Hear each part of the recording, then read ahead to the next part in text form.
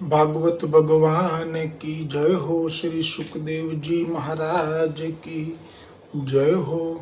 जगत गुरु श्री महाप्रभु जी वल्लभाचार्य जी की जय हो। सदगुरुदेव की जय हो।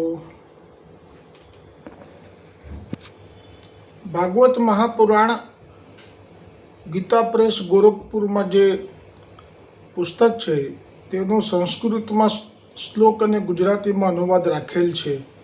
जे सुखदेवजी परीक्षित ने 7 ज दिवस पछी मृत्यु निश्चित होय छे तेथी उद्धार करे छे अने ते भागवत कथानुं महात्म्य जे लईए छीए क्रम मुजब 2 मिनिट माटे। तेमां जे भागवत कथा प्रथम सुखदेवजीए करी, बीजी कथा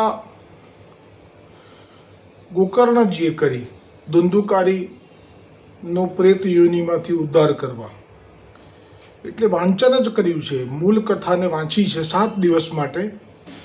ए पछीनुं जे परिणाम छे भागवतजीनुं श्रवणनुं, एमां ते श्रवण करता ज ते प्रेत योनिनी पीड़ा पामेलो गोकर्णनो भाई धुंधुकारी એ ગોકર્ણને કહે છે કે તમે કૃપા કરીને મને પ્રેત યોનિની યાત્રામાંથી મુક્ત કર્યો છે। પ્રેત પીડાનો નાશ કરનારી આ શ્રીમદ ભાગવત કથા ધન્ય છે અને શ્રી કૃષ્ણચંદ્રના ધામની પ્રાપ્તિ કરાવનારું એ સપ્તાહ પરાયણ પણ ધન્ય છે। આ એ શબ્દો છે જે પ્રેત યોનિથી મુક્ત થયા પછી જે અનુભવ થયો છે ધુંધુકારીને।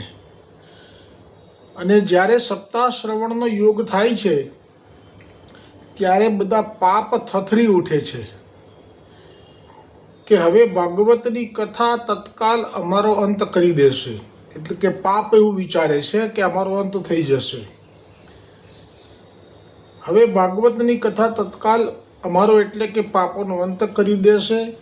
અને કેવી રીતે કરશે તો કે જેમ અગ્નિ ભીના સૂકા નાના મોટા તમામ પ્રકારના લાકડાને બાળી નાખે છે તેવી જ રીતે સત્તા શ્રવણ મન વચન અને કર્મ વડે કરેલા નવા જૂના નાના મોટા બધી જ જાતના પાપોને ભસ્મ કરી દે છે। વિદ્વાનોએ દેવતાઓની સભામાં કહ્યું છે કે જે લોકો આ ભારત વર્ષમાં શ્રીમદ ભાગવતની કથા સાંભળતા નથી તેમનો જન્મ વ્યર્થ જ છે। અંતે તો આ શરીર વૃદ્ધ તથા રોગોનું ઘર થઈ અને નાશ પામવાનું જ છે। તો પછી શ્રીમદ ભાગવતજી શ્રવણ કરીને અવિનાશી ફળ કેમ મેળવી લેતો નથી? આ લોકમાં સત્તા શ્રવણ કરવાથી ભગવાનની તત્કાલ પ્રાપ્તિ થઈ શકે છે। તેથી તમામ પ્રકારના દોષોના નિવારણ માટે એકમાત્ર આ ભાગવત જ સાધન છે। જે લોકો ભાગવતની કથાથી એકમાત્ર સાધન છે કે જે ભાગવતથી સઘળા કર્મ ક્ષીણ થઈ જાય છે। આ ભાગવત કથારૂપી તીર્થ સંસારનો કીચડ ધોવામાં કુશળ છે। અને આ રીતે જ્યારે ભાગવતજીનો મહિમા આપણે સર્વપ્રથમ શ્રવણ કર્યો, હવે ભાગવતજીનો જે પ્રસંગ આવી રહ્યો છે, ચાલુ રહ્યો છે, તેમાં ઋષભ ભગવાનનું ગઈકાલે ચરિત્ર આવ્યું। એમાં આપે તો કહ્યું સ્પષ્ટ કે હું હરિ જ છું સ્વયં, કે જે આપના ચરણોમાં વજ્ર અંકુશ એ ચિહ્નો સહિત પ્રગટ્યા છે। પણ આપ અંશ અને કલા અવતાર છે, પૂર્ણ અવતાર નથી। પૂર્ણ પુરુષોત્તમ માત્ર ને માત્ર શ્રી કૃષ્ણચંદ્ર ભગવાન છે। અને એ જ શ્રી કૃષ્ણચંદ્ર ભગવાન થી જે પ્રગટ થયા છે તે અંશ અવતાર, કલા અવતાર, આવેશ અવતાર એવા અવતારો વિશે પણ ગર્ગ સંહિતામાં પણ આવશે અને ભાગવતજીમાં પણ આવશે કે જેમાં આવેશ અવતારનું જે ઉદાહરણ છે એમાં પરશુરામજીનો અવતાર અને આવેશ અવતાર કીધું, એ પણ પ્રભુનો અંશ હોય છે. એમાં કલા અવતારમાં કપિલ ભગવાનને કલા અવતાર કહ્યા. એવી રીતે હવે ઋષભદેવ ભગવાને પોતાના મોટા પુત્ર ભરતજીને ગાદીએ બેસાડ્યા. તે ભરતજીએ પંચજની સાથે લગ્ન કર્યા, જેમનાથી સુમતિ વગેરે 5 પુત્રો થયા. આ રાષ્ટ્ર કે જેનું નામ પહેલા અજનાબ વર્ષ હતું, તેને રાજા ભરતના સમયથી ભારત વર્ષ કહે છે. મહારાજ ભરતે પ્રજાનું વાત્સલ્યપૂર્વક પાલન પોષણ કર્યું. સાથે સાથે પિતા ઋષભદેવે ઉપદેશમાં શ્રી હરિ એટલે કે નારાયણની ભક્તિ કરવાની આજ્ઞા કરી હતી. તે શ્રી વત્સ કૌસ્તુભમણી વનમાળા વગેરેથી સુશોભિત પ્રભુ શ્રી નારાયણના સ્વરૂપનું ધ્યાન કરતા રહેતા હતા. તેથી તેમની ભક્તિ વધતી રહેતી. આ પ્રમાણે 1 કરોડ વર્ષ વીત્યા પછી તેમણે પોતાનો અંત સમય નજીક આવેલો જાણીને પુત્રોમાં રાજ્યની વહેંચણી કરી. ક્ષણવારમાં પોતાની પત્ની અને પુત્રો સહિત દેવતાઓને દુર્લભ એવો રાજ્યનો ભોગ વિલાસ છોડી દઈને તેઓ પુલહ આશ્રમ, નેપાળમાં છે, ગંડકી નદી પાસે, તેઓ પુલહ આશ્રમ હરિહર ક્ષેત્ર કહેવાય છે. આ હરિહર ક્ષેત્ર એની જે લીલા છે એ તો સમુદ્ર મંથન પછી જે મોહિની રૂપ લીધું અને ભગવાન શિવે જાણ્યું કે આ દર્શન મને ન થયા, બધા અવતારના થયા, તો એ પ્રસંગ એમાં આવશે કે એ વખતે જે જીદ કરી અને પ્રભુએ જે મોહિનીનું રૂપ લીધું અને શિવજી પાછળ દોડ્યા, પણ પછી જ્યાં શિવજી અને આ મોહિની બે ભેટ્યા, એકબીજાને પકડી પાડ્યા મોહિનીજીને, અને ભેટ્યા ને ત્યારે ભગવાન વિષ્ણુ તરીકે પાછા પ્રગટ થઈ ગયા મોહિનીમાંથી. એ જે જગ્યા છે એ સ્થળ છે આ હરિહર ક્ષેત્ર. એટલે હરિહર ક્ષેત્ર હાલ નેપાળમાં ગંડકી નદીને કિનારે આવ્યા. ત્યાં ચક્ર નદી, એનું બીજું નામ ગંડકી નદી, જે અસંખ્ય શાલિગ્રામોનું પ્રાગટ્ય સ્થાન માટે પ્રસિદ્ધ છે. ત્યાં પુલહ આશ્રમના ઉપવનમાં એકાંતમાં સ્થાન શોધી ત્યાં પોતાની સદગતિ થાય તે માટે સાધના શરૂ કરી દીધી. જેમાં પત્ર, પુષ્પ, તુલસીદળ, જળ, કંદમૂળ, ફળ વગેરે અનેક પ્રકારના ઉપહારોથી ભરતજી શ્રી નારાયણ પ્રભુની આરાધના કરવા લાગ્યા. આવું કરવાથી તેમનું અંતઃકરણ બધા જ વિષય વાસનામાંથી મુક્ત થઈ ને શાંત થઈ ગયું અને તેમને પરમ આનંદ પ્રાપ્ત થઈ ગયો. રોજ નિત્ય નિયમથી આ પ્રમાણે કરતા રહેવાથી તેમના હૃદયમાં પ્રેમનો વેગ વધતો ગયો, જેથી તેમનું હૃદય દ્રવીભૂત થઈને શાંત થઈ ગયું. હવે તો શરીરમાં રોમાંચ થવા લાગ્યો અને આંખોમાં અશ્રુધાર થવા લાગી, પ્રેમના આંસુ આવવા લાગ્યા. હવે તો પ્રભુના ચરણોનું ધ્યાન કરતા કરતા ભક્તિ યોગનો આવિર્ભાવ પણ થઈ ગયો. આ જે ભરત રાજા છે એ જે ભક્તિ કરી રહ્યા છે, ઋષભ ભગવાને આજ્ઞા કરી હતી એ મુજબ ભગવાન વિષ્ણુની જ કરી રહ્યા છે. પણ ભક્તિ પાછળના 2 ભાવ હોય છે, 2 હેતુ હોય છે. કોઈ ભાઈ પાણી દૂધ ગયું, ક્ષમા કરજો. ભક્તિ માર્ગમાં અને જ્ઞાન માર્ગમાં બંનેમાં ભગવાન વિષ્ણુની આરાધના કરી અને જે પામે છે એમાં 2માં ભાવ જુદા જુદા છે. એક તો જે જ્ઞાન માર્ગ છે એમાં તો સનાતન ધર્મમાં થી જે ચલિત થઈ ગયા છે, સનાતન ધર્મને છોડી દીધો છે, એ જે જ્ઞાન માર્ગ છે, એમાં તો ભગવાન વિષ્ણુની આરાધના નથી જે અન્ય સંપ્રદાયમાં જોવા મળે છે, પરંતુ આપણા જે સનાતન સંપ્રદાયમાં પણ ભગવાન વિષ્ણુની પ્રાપ્તિ બે રીતે થાય છે. એક તો સંપૂર્ણ શરણાગતિ, અને એ જે ભક્તિ માર્ગ છે એમાં તો ભગવાનને સમર્પણ કર્યા પછી ભગવાનની કૃપા દ્રષ્ટિ અને પ્રભુની આજ્ઞા પ્રમાણેનું જીવન જીવવાનું હોય છે. જ્યારે જ્ઞાન માર્ગમાં તો સ્વયં પોતે બ્રહ્મ છે, અહમ બ્રહ્માસ્મિ, એ ભાવ ભગવાન વિષ્ણુ પાસેથી જ પ્રાપ્ત કરવામાં આવે છે. એટલે બંનેનો ભાવ અલગ અલગ છે. આ પણ એવા જ છે, અહમ બ્રહ્માસ્મિ ભાવ તરફ જઈ રહ્યા છે. એમને પેલો માર્ગ પસંદ નથી. ગોપીજનોને જે પ્રભુનું સુખ, પ્રભુ માટે જ જીવન જીવવું, પ્રભુની સેવા, એ જ એમનું જીવનનો ઉદ્દેશ, અને પ્રભુના કોઈ પણ ધામને એ સ્વીકારતા નથી. જેમ કે આ જે ચાર પ્રકારની મુક્તિ છે, સારૂપ્ય, સાલોક્ય, સામીપ્ય અને સાયુજ્ય, એ જે ભક્તોની મહત્તા છે એને વધારે ગાઈ છે ભાગવતજીમાં. આ તો સાયુજ્ય મોક્ષ તરફ જઈ રહ્યા છે, પણ છે ભગવાન વિષ્ણુથી પ્રાપ્ત કરેલી, એટલે સનાતનનો અંશ જ કહી શકાય.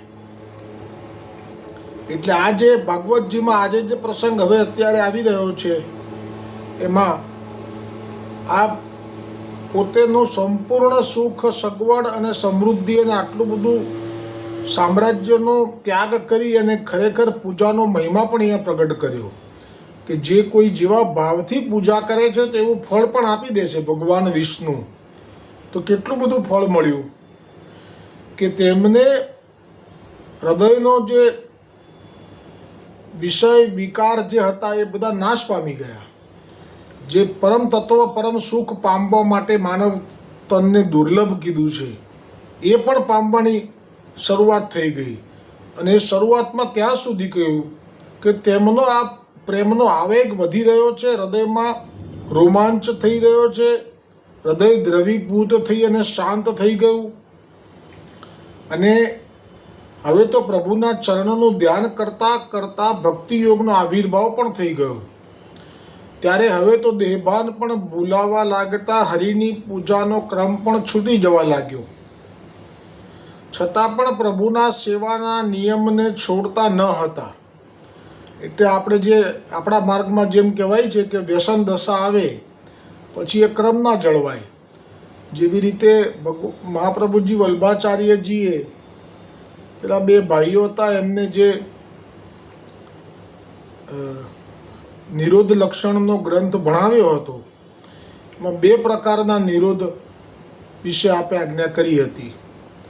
કે એક પ્રકારનો નિરોધ એવો હોય કે જેમાં તે જીવને સંસારના લોકો સાથે બહુ ફાવે નહીં, એ બને ત્યાં સુધી એમનું મન સંસારથી દૂર રાખી અને પ્રભુમય થવા માટે જ જીવન જીવે. અને બીજો કયો કે સિદ્ધ થયેલો નિરોધ. એમાં તો તે લોકોને હવે નિરોધ સિદ્ધ થઈ ગયો હોવાથી બધાની સાથે હળતા મળતા દેખાય, પણ ખરેખર બધાની સાથે એમનું મન ના મળેલું હોય. એટલે બધાની વચ્ચે હોવા છતાં પણ જે પર હોય, એ રીતે બે પ્રકારના નિરોધનું જે વર્ણન આવે છે. માધવદાસ, અરે શું નામ છે એમનું, રાજા દુબે, માધવ દુબે, એ જે 84 વૈષ્ણવના વાર્તા પ્રસંગમાં, એવી રીતે આ પણ વ્યસન દશામાં આવી ગયા. એટલે હવે એ પૂજા ન કરે તો પણ પૂજા જેના કારણે શરૂ કરી છે એ ફળ મળવા માંડ્યું એમને. એટલે હવે ન કરે તો પણ ચાલે, છતાં પણ પ્રભુના સેવામાં નિયમ છોડતા ન હતા. પ્રયત્ન એવો જ કરતા કે નિયમ ન છૂટી જાય, કેમ કે હવે એમને બીજું કંઈ જોઈતું નથી. હવે સંસારનું કોઈ પણ સુખ એમને હવે કામનું નથી. પરમ સુખનું પ્રાપ્તિ કરવી છે માટે મૃગ ચર્મ ધારણ કરતા તથા ત્રણેય સમય ત્રિકાળ સંધ્યા કરતા તથા ભગવાન નારાયણની આરાધના કરતા. શ્રી સુખદેવજી કહે છે, એકવાર ભરતજી દેહકૃત્ય કરીને ગંડકી નદીમાં સ્નાન કરીને કિનારે બેઠેલા હતા. ત્યારે હે પરીક્ષિત રાજા, એ જ સમયે એક હરણી એ તરસથી વ્યાકુલ થઈ અને જળ પીવા માટે ત્યાં નદીમાં પાસે આવી. તે એકલી જ હતી અને તે નદી કિનારે હજી આવી અને હજી તો પાણી પી રહી હતી. ત્યાં જ સિંહની ભયંકર ગર્જના ત્રાડ સંભળાઈ. તે સાંભળતાની સાથે જ તે હરણીએ જીવ બચાવવા જળ પીવાનું છોડીને નદીમાં જ જોરથી છલાંગ મારી દીધી. તે વખતે તેના પેટમાં ગર્ભ હતો. તે યોનિ દ્વારથી નીકળી જઈને ગંદકી નદીના પ્રવાહમાં પડ્યો અને ત્યાર પછી હરણી મરી ગઈ. આ ઘટના રાજર્ષિ ભરતે જોઈ કે બિચારું હરણીનું બચ્ચું પોતાની માથી વિખૂટું પડીને નદીના પ્રવાહમાં તણાઈ રહ્યું છે. એ જોઈને તેમને સ્વાભાવિક તેના પર દયા આવી અને તેને જળમાંથી બહાર કાઢીને તે હવે માતા વિહોણું બની ગયું છે, તેથી તેની દેખરેખ કરવાના ભાવથી તે હરણીના બચ્ચાને આશ્રમ ઉપર લઈ આવ્યા.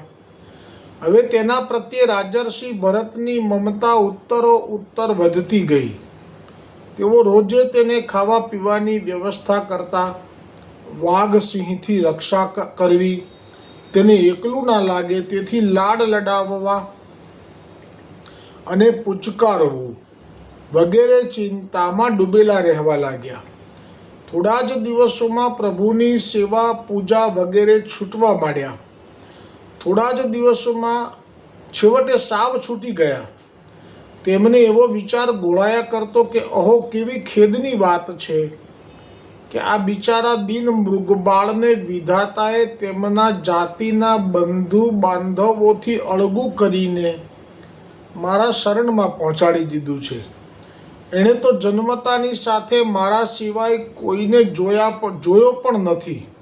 સાચી જ વાત છે ને. જેવા એ નદીમાંથી લઈને આવ્યા તો જન્મ થયો, એની સાથે નેત્રો ખોલ્યા તો સીધા આ ભરત રાજા જે રાજર્ષિ થયા છે હવે એ દેખાયા છે. એટલે જે કહી રહ્યા છે સત્ય છે.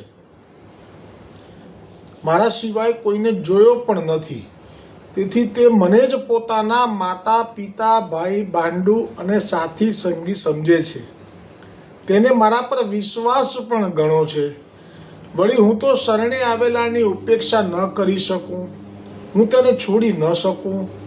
હવે તો ભરતજી પોતે જે ઉદ્દેશથી, એટલે કે જે પરમ સુખની પ્રાપ્તિના ઉદ્દેશથી પુત્ર પત્ની અને આ વિશાળ રાજ્યને છોડીને જે કામનાથી વનમાં આવ્યા હતા તે ધ્યેય પણ વિસરાવા લાગ્યો.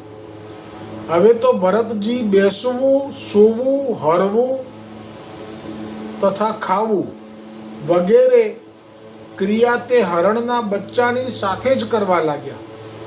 વનમાં દર્ભ, પુષ્પ, લાકડા, ફળ, મૂળ, જળ લેવા જતા ત્યારે તે હરણના બચ્ચાને છાતીએ ચાંપીને જ જતા. આવા લાડ લડાવતા ખૂબ જ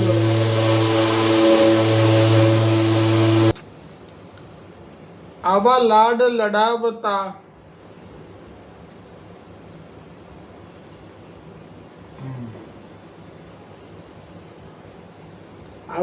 લડાવતા ક્ષમા કરજો વૈષ્ણવ.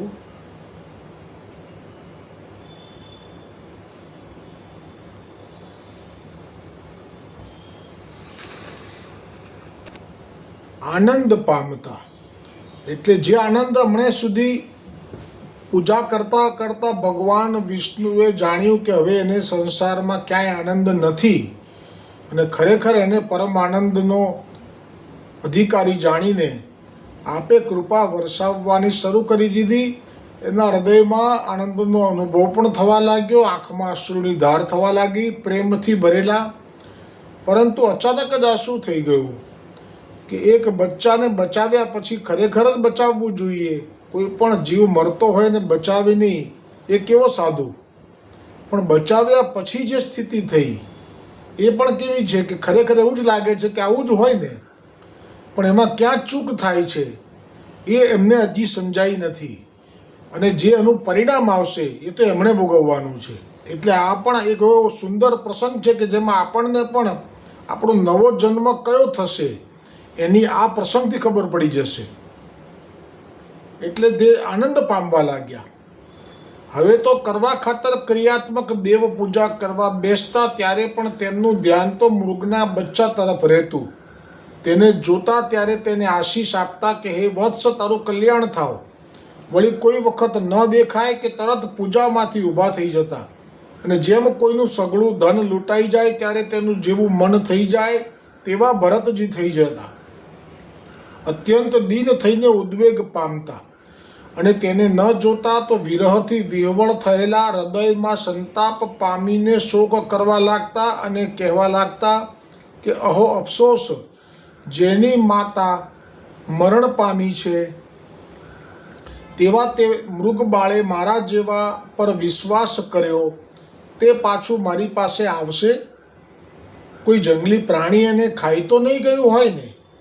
ગમ્મતમાં હું ખોટી ખોટી સમાધિ કરીને મારા નેત્રો જરાક બંધ કરું છું ત્યારે તે મૃગનું બચ્ચું અત્યંત ભયભીત બની મારી પાસે આવે છે અને તેના કોમળ શિંગડાથી મને મારીને મને મનાવે છે. કોઈ વખત મારી પૂજાની સામગ્રી દૂષિત કરી નાખે છે. ત્યારે હું તેને ઠપકો આપું છું. ત્યારે ખૂબ ડરી જઈને તે ડાયું થઈને ખૂણામાં બેસી જાય છે. એમ કરતાં ભરતજીએ હરણના બચ્ચાના પગલાં ભૂમિ ઉપર જોયા ત્યારે ભૂમિના વખાણ કરતા બોલ્યા કે આ ભાગ્યશાળી ભૂમિએ કયું તપ કર્યું હશે કે તેના પગલાં તેની ઉપર પડ્યા છે. છેવટે ભરતજીનો અંત સમય આવી પહોંચ્યો. તે સમયે પણ પેલું મૃગનું બચ્ચું નજીકમાં બેસીને શોક કરી રહ્યું હતું. તે જોઈને ભરતજીનું મન કેવલ તે મૃગમાં જ આસક્ત થઈ ગયું. તેથી આ દુર્લભ દેહ, મનુષ્ય દેહ, દુર્લભ દેહ એ ત્યજીને પણ તેમને છેવટે તો હરણનું શરીર જ પ્રાપ્ત થયું. એટલે કે મૃત્યુ પામીને પુનર્જન્મ પામીને મૃગના યોનિમાં મૃગ થયા. માત્ર તેમની પૂર્વજન્મની સ્મૃતિ નાશ પામી નહીં. ભક્તિનો નાશ ક્યારેય થતો નથી. તમે આ જે કથા શ્રવણ કરી રહ્યા છો તેનો નાશ ક્યારેય નહીં થાય. આ અવિનાશી છે. આ ક્યારેય પણ નાશવંત નથી. કરેલું નિષ્ફળ જતું નથી. ભક્તિ માર્ગમાં અક્ષય થઈ જાય છે. માત્ર તેમની પૂર્વજન્મની સ્મૃતિ નાશ પામી નહીં. પૂર્વજન્મમાં કરેલી ભગવદ ભક્તિથી તેમને પૂર્વજન્મનું સ્મરણ રહ્યું. તેથી તેઓ મૃગ શરીરમાં કેવી રીતે આવ્યા તેનું કારણ સમજાઈ ગયું. તેથી તે યાદ કરીને ઘણો જ સંતાપ કરતા તે કહેવા લાગ્યા કે અહો અફસોસ છે, હું ધીર પુરુષોના યોગ માર્ગથી ભ્રષ્ટ થયો છું. આ યોગ માર્ગ છે. સનાતન ધર્મમાં ભક્તિ બે રીતે થાય છે. આ યોગ માર્ગથી પણ સનાતનમાં વિષ્ણુ ભગવાનની કૃપાથી ભક્તિ કરી છે. એવા જ હતા ને જે પેલા સૌભરી મુનિ, એ સ્વયં પોતાના બળે જ્ઞાન માર્ગથી પોતાના ધામમાં ગયા. એટલે તો પોતાના તપની અંદર જે ભંગ પડ્યો તો એમને બચાવવા ભગવાન નથી આવ્યા. આ પણ એવા જ છે. યોગ માર્ગથી જઈ રહ્યા છે. ભક્તિ માર્ગ ખરો પણ યોગ માર્ગ, જ્ઞાન માર્ગ. એટલે એમને પણ બચાવવા ભગવાન નહીં આવે. જાતે જ ઉદ્ધાર કરવો પડશે. પણ જે પેલો ગજેન્દ્રનો ઉદ્ધાર થયો મગરના મુખમાં પગ પકડાયા પછી, એમાં એ શરણાગતિવાળો ભાવ હતો કે તમે રક્ષા કરશો તો જ મારી રક્ષા થશે. તો તરત આવી ગયા ચક્ર લઈને. આ બે અલગ અલગ માર્ગ છે. પણ જો શું સ્થિતિ થતી હશે જ્યારે એક જમાનામાં આખા સંપૂર્ણ ભારતના રાજા એક હરણના શરીરમાં જઈને પછી શું અનુભવ કરતા હશે. એટલે તો કહ્યું છે કે કાયાને માયાની વાતો એ તો કાનુડો જાણે, જીવડાની બધી ગાતો એ તો કાનુડો જાણે. મરી જન્મી શું થવાના, માનવી ક્યાં મૂછોવાળા, પશુ યોની ક્યાં પૂછોવાળા. મરી જન્મી શું થવાના, જીવડાની બધી ગાતો કાનુડો જાણે. આ તો કલ્પના બહારનું છે. આવી કલ્પના પણ કોઈ ના કરી શકે. એટલે જ ભગવત ભક્તિથી તેમને પૂર્વજન્મનું સ્મરણ રહ્યું અને તેથી તેમને સંતાપ થયો, કબૂલ કર્યું કે હું ભ્રષ્ટ થયો છું એટલે આ શરીરમાં આવ્યો છું, પણ કેટલી કૃપા છે વિષ્ણુ ભગવાનની કે મારી સ્મૃતિ હજી છે. એટલે હવે મેં બધો સંગ છોડ્યો, એકાંત પવિત્ર વનનું શરણ પણ લીધું હતું અને મારા મનને પ્રભુનું શ્રવણ, મનન, કીર્તન તથા સ્મરણથી પ્રભુમાં સ્થાપ્યું હતું. તે મન દ્રઢ પણ થયું હતું. છતાં મૃગના બાળકમાં ફસાઈ જવાથી મારી આવી અધમગતિ થઈ. પછી તે મૃગ માતાને ત્યાં જ છોડી દઈને ફરીથી હરણના શરીરમાં ફસાયેલા ભરતજી 4 પગે ચાલીને, કેવું લાગે 2 પગથી ચાલ્યા હોય, આવું સુખ ભોગવ્યું હોય, પછી ભક્તિમાં પણ આટલી બધી અવસ્થા પાર કરી ગયા હોય, રોમાંચ થવો, નેત્રોમાંથી ધાર થવી, આ બધી અવસ્થા પાર કરી ગયેલા. હવે 4 પગથી ચાલવાનું આવે, હવે કંઈ રહે નહીં 4 પગવાળા શરીરમાં. એટલે કહ્યું સુખદેવજીએ પરીક્ષિતને કે કાલાંજર પર્વતવાળા તે સ્થાનમાં જ્યાં એમનો હરણના ગર્ભમાંથી જન્મ્યા, એ કાલાંજર પર્વતનું સ્થળનું નામ છે. ત્યાંથી પાછા એ ગંડકી નદીના કિનારે આવી ગયા અને ત્યાં જ્યાં સાધના કરી હતી, જે આશ્રમમાં એ રહ્યા હતા. અને હવે પછી શું થશે એ પ્રસંગ આવતીકાલે આવશે. ભાગવત ભગવાન કી જય હો, સુખદેવજી મહારાજ કી જય હો, જગતગુરુ મહાપ્રભુજી વલ્લભાચાર્યજી કી જય હો, સદગુરુદેવ કી જય હો. અમારા બ્રહ્મસંબંધાતાર ગુરુ કડીગર વ્રજેશ કુમારજી મહારાજ શ્રી કી જય હો. સૌ વૈષ્ણવોને ઠકરાણી ત્રીજ અને યમનાષ્ટકના પ્રાગટ્ય દિવસની ખૂબ ખૂબ મંગલ વધાઈ છે વાલા વૈષ્ણવો.